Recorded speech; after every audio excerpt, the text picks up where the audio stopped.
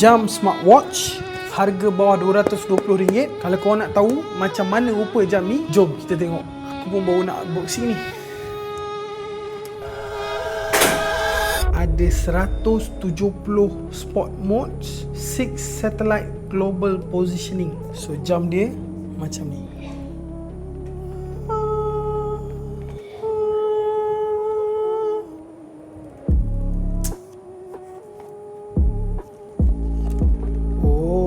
Padahal harga bawah 220 je ni, tapi dia punya finishing, oishi, sugoi.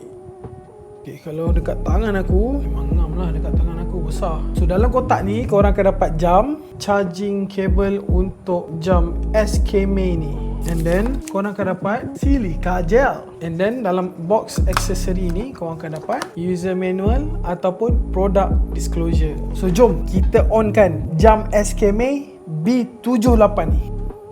Dia vibrate. Hello. So kena pilih bahasa English. So ni lah face SKME B78 default. So dekat dalam apps ni dia ada bermacam-macam face yang kau boleh pakai dekat jam ni. Sebagai contoh, nak nampakkan dia macam modern, klasik, aku pilih yang ni. So sekarang dia tengah sync.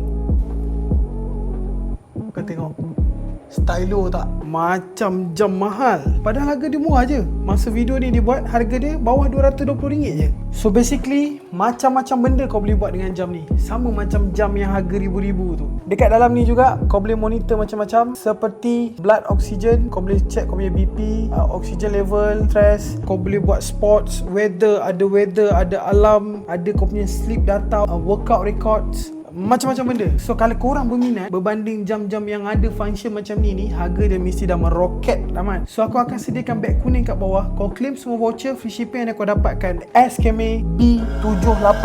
Okay? So macam biasa, jangan lupa follow, like and share video ni, and kita jumpa di next video.